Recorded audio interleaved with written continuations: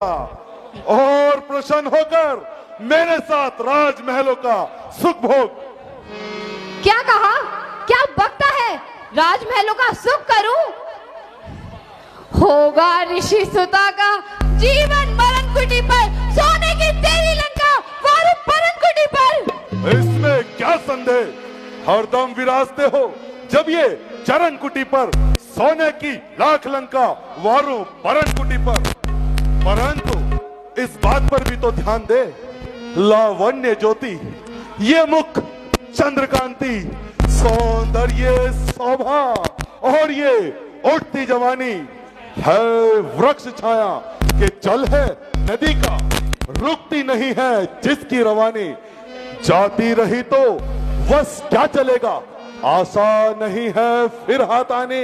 हे रूप देवी तू चल साथ मेरे, मैं पूजा करूंगा हर जिंदगानी। मंदोदरी को दिल से भुलाया, रानी तुम्हारी है जो मुख्य रानी। पूरी खुशी से जिसने लगाई प्यारे पति में मनक्रम वाणी, मेरे लिए जो उसको विचारा, विश्वास खोया अपनी जवानी। ऐसा ही धोखा मुझसे करोगे, जाती रहेगी जब ये जवानी। इतनी देर में तो मुझे 50 बार गुस्सा आ जाता, मगर ये तेरे ही प्रेम के तीर है जो बार बार मेरे खड़क को रोक रहे हैं। इतनी देर में तो कोई लाख बार शर्म से मर जाता, परंतु तेरे कठोर वाक्य जो मेरे पवित्र हृदय में छुरियां भोग रहे हैं। उठाकर तुझको रख लेता अभी अपने गुब्बारे में जबरदस्ती, मगर अच्छी नहीं चाहत के बारे में। जा जा, तू किस हवा में है? जलाकर भस्म कर सकती हूँ एक अदना इशारे में, मगर जब श्राप देती हूँ तो रहती हूँ कसारे में। क्योंकि मैंने बड़ी शांति और सुख से तप किया है, यदि मुझे क्रोध आएगा तो मुफ्त में मेरे तप का पुण्य धार्मिक फल हट जाएगा। तू भला से लाख दुष्ट और क्रूर है, परंतु तुझे जीतने की अपेक्षा मुझे अपने क्रोध से भी मंजूर है। शांत शांत और निर्भय बाला, शांत। क्रोध करती हो और क्रोध को जीतना जीतना पुकारती हो, जहर खाकर जहर उतारती हो। मैंने बस कह दिया। यदि मैं विष्णु और विष्णु लोक को जड़ मूल से उखाड़कर समुद्र में डुबो दूं और तेरी इन हवाई आशाओं को पल में खो दूं, तब तो तू मुझे अंगीकार करेगी? नहीं, 1000 जन्म में भी नहीं। जितना तुझे ये ऋषि कन्या अभी धिक्कार रही है, फिर भी धिक्कारती रहेगी। खड़े अल्फाज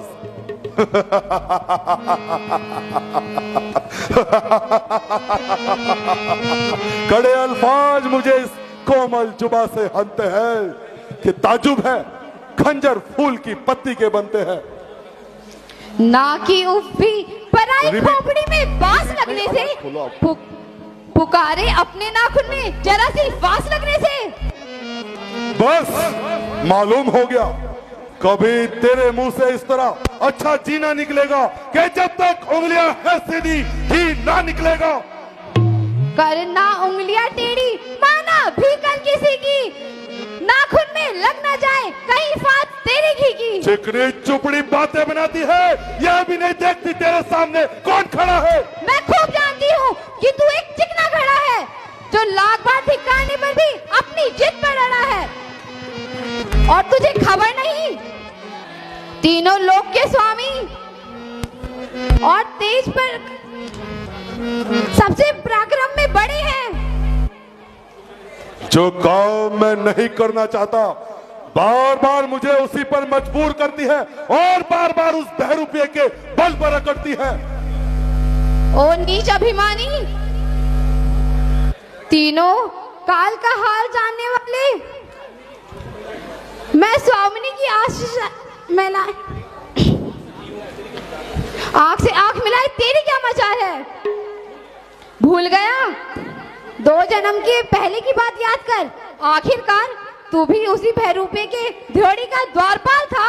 उस पुरानी बात को रख दे उठा कर दांत पे, क्योंकि अब काबू नहीं बन जाए मुस्ताक पे। बोल, मेरे साथ चलना मंजूर है? ये ज्ञान दे, अकेले मंजिल को दूर है। तुझे लिए बगैर रावण यहाँ से नहीं जा सकता। शेर का भाग कीड़ा कभी नहीं खा सकता, और तू मुझे इस जन्म तो क्या 1000 जन्म में भी नहीं पा सकता। मैं तुझे अभी उठा कर लिए जाता हूँ। इससे पहले मैं अपने आप को भस्म कर देती हूँ। हटीली जोगन, अब घात करना पाप है। तुमने मुझे पूरी चेष्टा से छू लिया है। अब ये शरीर भगवान विष्णु के योग्य नहीं रहा। इसे त्याग कर अगले जन्म में नया जन्म लूंगी और सीता के रूप में तेरी मौत का कारण बनूंगी। अछूते केस तूने छू लिए नापाक हाथों से, इन्हें करना पड़ेगा अब जलाकर पाक हाथों से। तूने मुझे घसीटा है यहाँ पे पाक हाथों से, करूंगी तेरे जीवन का किस्सा इन्हीं खाक हाथों से। जनक के घर दिखाई देगी झांकी जानकी जी की, करेगी नाच तेरा बन के दुश्मन जान की तेरी। अभी प्रतिज्ञा करके जाता हूँ, एक बार भारत अवश्य आऊंगा। जनक पुत्री जो सीता होगी उसको लंका अवश्य दिखाऊंगा, लंका अवश्य दिखाऊंगा, लंका अवश्य